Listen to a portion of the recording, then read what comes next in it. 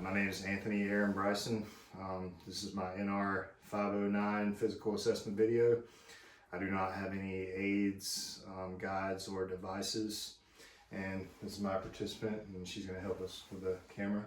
My name is Angela Fielding, and I consent to be recorded by Chamberlain University for this assignment.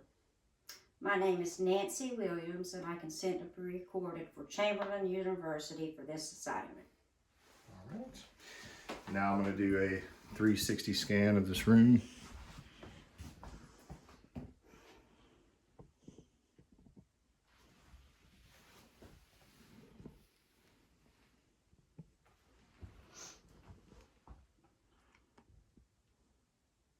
Okay.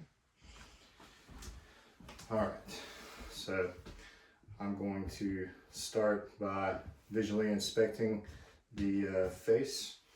So I'm seeing that it is free of any lesions or discolorations. And now I'm going to visually inspect the head, and I see that it is of normal size, symmetry, and it is midline. And I'm going to go into palpating the lymph nodes. So this is pre-auricular, right in front of the ear, post-auricular, behind the ear, occipital, behind the neck here. And then I'm going to go to tonsillar, submandibular, right below the jawline, and the submental, and then anterior cervical and posterior cervical, and finish off with the supraclavicular. Do you have any tenderness? No. Okay, so I did not feel any enlargement, and there's no tenderness. And now I'm going to move on to the assessment of cranial nerve number 5, which is the trigeminal nerve. There's a motor and a sensory component to this nerve. So for the motor component, I'm just going to place my hand on the masseter muscle, and can you clench your jaw? Okay, and she does have good strength and no distortions there. And for the sensory component, I'm going to do a light touch test. If you could just close your eyes for me and tell me where you feel my touch. All right. Forehead, left cheek, right cheek, chin, nose. Okay, so cranial nerve number 5, the trigeminal nerve, is intact. And now I'm going to be moving to cranial nerve number 7, which is the facial nerve. And for this, can I get you to give me a smile? All right, frown. All right, raise your eyebrows up. All right, puff your cheeks out and pucker your lips. Okay, so cranial nerve number 7, the facial nerve, is intact. Now I'm going to be moving to the ears. And first I'm going to be visually inspecting both ears for any noticeable lesions or nodules, and I'm noting that they are both symmetrical. Sorry. Okay, and now I'm going to be moving on to the visual inspection of the auditory canal. So I'm going to pull up and back on the pinna and look into her ear, and I do not see any redness, drainage, swelling, or cerumen, and I do see the tympanic membrane, and it is a pearly gray with no effusions. Move to the other side, pulling up and back on the pinna, visually inspecting the auditory canal. I do not see any redness, drainage, swelling, or cerumen, and I do visualize the tympanic membrane, and I do not see any effusions, and it's nice pearly gray. And now I'm going to be palpating the pinna and tragus. Do you have any tenderness there? No. I do not feel any nodules, and there's no tenderness. What about here? No. Okay, I do not see any nodules, and there's no tenderness bilaterally. Now I'm going to be moving on to the assessment of cranial nerve number 8, which is the acoustic nerve. And for this test, I'm going to be performing a whisper test. And if you can take your left hand and put it over your left ear and repeat the words I'm going to say to you. 1, 2, 3. Okay, now, here we go. 4, 5, 6. Okay, she was able to repeat the words with ease, and cranial nerve number 8, the acoustic nerve, is intact. Now I'm going to be moving on to the eyes. And first, I'm going to visually inspect the eyes. I'm going to retract the eyelids And I do see that both of her conjunctiva are pink and moist, and the sclera are white and clear bilaterally. And I'll be moving on to the optic nerve, which is cranial nerve number 2. And for this, I'm going to be testing visual acuity. I have a Snellen eye chart here. I'm going to be standing 6 feet away. All right, now just cover up your left eye for me. All right, and read the lowest line you can. LTFPH. Okay, cover your right eye. LTFPH. Okay, now blue both eyes. LTFPH. Okay, so she has 20/20 vision in the right eye, left eye, and both eyes. And now I'm going to be assessing her peripheral vision, which is another component of cranial nerve number 2. If you can, just stand up and face me. Okay, just look at my nose and tell me when you can see my fingers. Now. Okay, and tell me when you can see them. Now. Okay, and tell me when you can see them. Now. Okay, you can have a seat. So her peripheral vision is intact, which is a component of cranial nerve number 2. And now I'm going to be moving on to the assessment of cranial nerve number 3 with a pupillary response to light test. So I'm going to be using my light source, and just look at my nose here.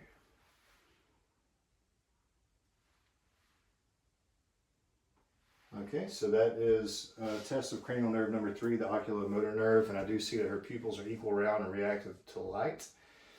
And now I'm going to be testing cranial nerve number 3, which is the oculomotor nerve, cranial nerve number 4, which is the trochlear, and cranial nerve number 6 was just the abducens test. And I'm going to have her just follow my finger, and I'm going to test EOMs. Okay, now just follow my finger with just your eyes.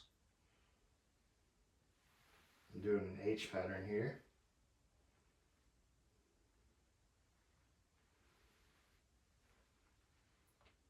All right, and I do see that all EOMs are intact. So now I'm going to be moving on to the nose exam. So first I'm going to be just visually inspecting her nose, and I do see that it is straight, midline, and I do not see any deformities. And I'm going to be, do your head back just a little bit, looking inside each nose nostril, and that's I can visualize the turbinates on the left, and they are pink and moist, and I do not see any deviation. And here I am visualizing the nasal turbinates, and they are pink and moist, and I do not see any deviation. And now I'm going to palpate the sinuses. This is a frontal sinus. Any tenderness? No. And the maxillary. Any tenderness here? No. Okay.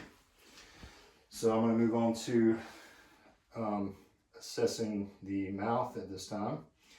And if you can, just open your mouth for me. All right, stick your tongue out. And I'm visually inspecting the lips, gums, and teeth. And I see that the lips are pink and moist, the teeth have no signs of decay or cracking, and the gums are nice pink and moist. All right, stick your tongue out a little bit more. Now I'm visually assessing the buccal mucosa, which is nice pink and moist, the hard and soft palate is pink and moist, the posterior pharynx, and she does not have any tonsils, but if she did, I would grade them. And now if you can lift your tongue up for me. And assessing the floor of the mouth, and it's a nice pink and moist. And stick your tongue out one more time.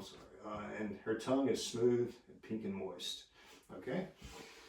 So now I'm going to note that for this test, or we're not going to be assessing this for the purpose of this exam, but the glossopharyngeal nerve is cranial nerve number 9, which is the gag reflex. And I'm going to be assessing cranial nerve number 10, which is the vagus nerve. And if you can, stick your tongue out one more time and say ah. Ah. And I do see that the soft palate and the uvula rises symmetrically and is normal. And that is the assessment of, and with phonation. I'm sorry. Okay, so now I'll be moving on to cranial nerve number 12, which is a hypoglossal nerve. And you can stick your tongue out. and move it side to side. Okay, cranial nerve number 12, the hypoglossal nerve is intact. And I'll be moving on to assessment of the TMJ. And if you can, open and close your mouth several times for me and clench down. Okay, so I do not feel any crepitus subluxation, and it is equal bilaterally. And TMJ is a normal TMJ exam. And now I'm going to be assessing cranial nerve number 11, which is a spinal accessory nerve. If you can, push up on my hands. And she does have good strength, 5 out of 5 bilaterally. And now I'm going to be moving on to the assessment of the chest. So I'm just, I'm sorry. I'm going to be doing the neck exam now. So if you can do your head up just a little bit, I'm assessing her neck, and I do see that it is midline, and I do not see any deformities or swelling, and it is symmetrical. So I'm going to be palpating the trachea now, and it is midline. And I'm going to be assessing the carotid pulsations.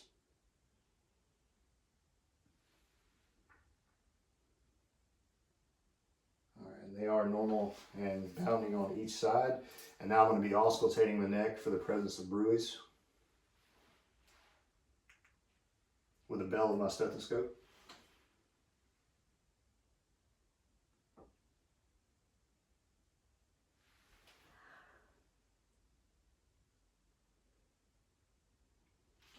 All right, I do not note the presence of any bruits bilaterally. So now I'm going to be palpating the thyroid gland.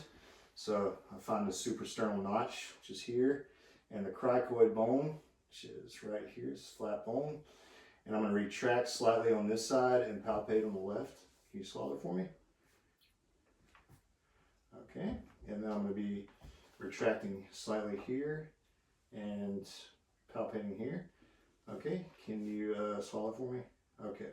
So I did not feel any enlargement. Do you have any tenderness there? Mm-hmm. Okay. So now I'm going to be moving on to the chest. No, I'm sorry. I'm going to do the range of motion for the neck. So if you can, take your chin and put it down here. That's flexion. All right, look up at the sky. That's extension. All right, now look from your left to your right. That's rotation. Now put your right ear to your right shoulder. Okay, now the other side. That's okay. Yeah, and that's lateral flexion. And now I'm going to be moving on to the exam of the chest. So I am noting that it is symmetric and I do not see any deformities. So I'm going to be auscultating in 6 lung fields anteriorly.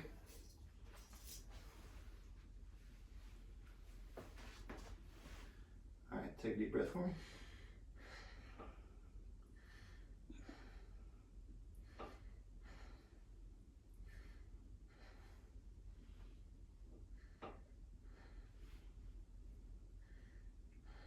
Okay, and lung sounds were clear in all fields. And now I'm going to be doing the posterior chest assessment. If you could stand up for me and face this wall. Now I'm going to be auscultating in 8 different lung fields posteriorly. So I'm going to start above the scapula. All right, take a deep breath.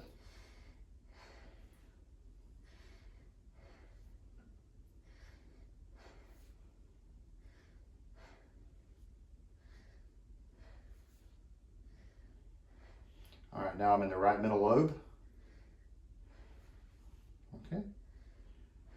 All right, you can have a seat.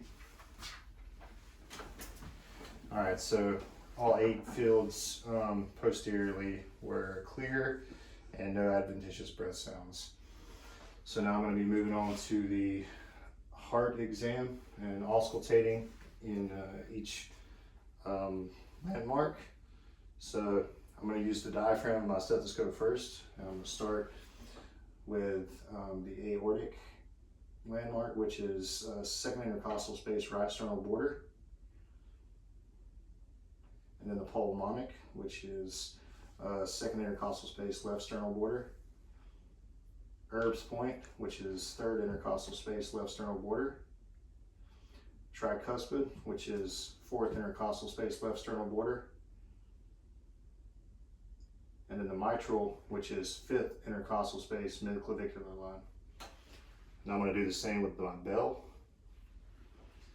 So aortic, which is second intercostal space, left sternal border.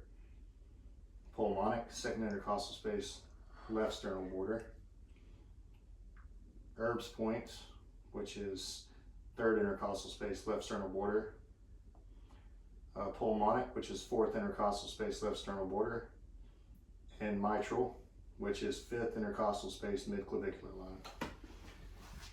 Now I'm going to be moving on to the upper extremities. So first I'm just going to visually inspect your hands, and I don't see any redness, deformities, or any swelling. And she has on nail polish, but to test for capillary refill, I would squeeze her finger and then release, and it would go from white to a nice healthy pink in less than 3 seconds. Now if you can do your wrist like this, like, there we go. Now palpating for the radial pulses, and they are 2+ and equal. All right, now squeeze my fingers here. All right, so she has 5 out of 5 grip strength bilaterally. And now I'm going to be assessing for passive range of motion for the elbow. So this is flexion and then extension. And now if you can do your arms up like this for me. All right, now pull me towards you. Now push me away. And she has 5 out of 5 strength in the biceps and triceps. And now I'm going to be assessing passive range of motion for the shoulder, which this is flexion, extension, this is internal rotation and external rotation, and then this is abduction and then adduction. Okay, and now I'm going to be assessing for deep tendon reflexes. So first I'm going to do the bicep, and if you could just rest your arm on mine, and I put my thumb on the antecubital fossa on the right arm, and I'm striking with the points of the hammer on my thumbnail, and she did have a reflex there in her bicep. And now I'm taking the flat part on her patellar tendon and hitting right here, and I should see a reflex here. Okay, a little bit of one. And now I'm going to take this shoe off. Can you see? Right? Pull her foot up a little bit. Okay. Yeah. That's All right.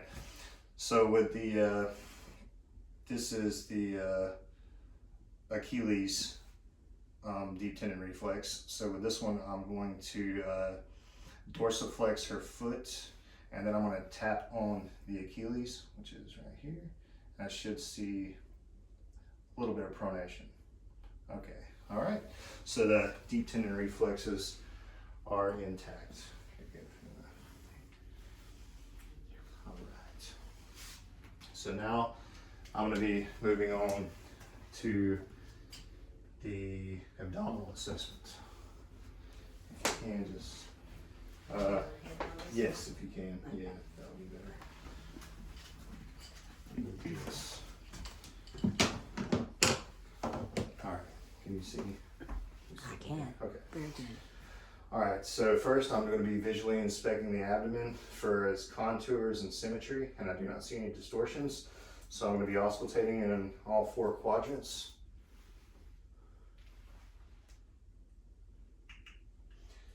So this left lower, left upper, right upper, and then right lower. And I do auscultate normal vowel sounds in all 4 quadrants. So now I'm going to be moving on to the assessment of possible bruits. And first I'm going to do the aorta, which is midline, right below the xiphoid process. Then I'm going to be doing the right renal, which is above and lateral to the umbilicus. The left renal, which is lateral and above the umbilicus. The iliac, the right iliac, which is lateral and below the umbilicus. And the left iliac, which is lateral and below the umbilicus. And I do not detect the presence of any bruits. So now I'm going to percuss in all 4 quadrants. And I'm assessing for any tympany, dullness, or flatness. And that is a normal exam. And now I'm going to be palpating.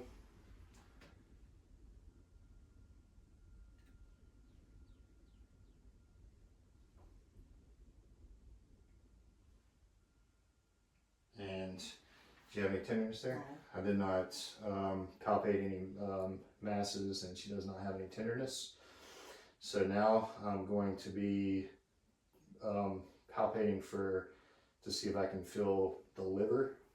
So on the right hand side, I'm going to place my hand underneath her ribs here and put my hand underneath the costovertebral angle on the right and press in. Take a deep breath for me. And deep palpation, I might be able to feel the edge of the liver, which I do not, which is a normal finding. And now I'm just going to have you roll over towards me slightly, if you can. Yeah, that's good right there. All right, so I'm placing my hand on the left side and putting my hand back here. And this is going to be palpation of the spleen. Take a deep breath. And I do not feel it, and that is a normal sign. Okay, and lie back for me now. And I'm going to be performing a Bloomberg test now, which this is detecting the presence of peritonitis. It's for rebound tenderness. And I'm going to take my hand and go down at a 90-degree angle and then retract. You feel any tenderness there? All right, so that's a negative Bloomberg test. And I'm now going to move on to the lower extremities. Can you see me? Okay. Can. All right, so I'm going to take these off.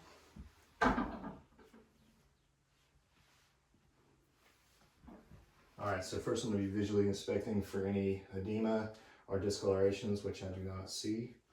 And I'm going to palpate the dorsalis pedis pulses, which are 2+ bilaterally. So first I'm going to perform passive range of motion for the hip. So this is going to be flexion, and then we're excluding extension for this. I'm going to do external rotation, internal rotation, and then straighten it back out. And this is abduction, and then adduction, crossing the midline here. And now I'm going to do passive range of motion for the knee. And this is flexion and extension. Now if you could flex your knees up here, all the way there. All right, now I'm going to be testing for strength in both knees bilaterally. I'm going to place my hands posteriorly on the lower extremities and press against my hands, please. Press, yeah. Pull down, yeah. There you go. Okay, now flex. All right, now push up against me. Okay, and she has good 5 out of 5 strength bilaterally there. And I'm now going to be testing for passive range of motion for the ankles. So this is dorsiflexion, plantar flexion, and then rotation. And now press down like you're pressing the gas pedal. All right, now press up on me. Okay, and she has good 5 out of 5 strength bilaterally there. And if you could sit back up for me. And I'm going to have you do one other exam before you go onto the spine.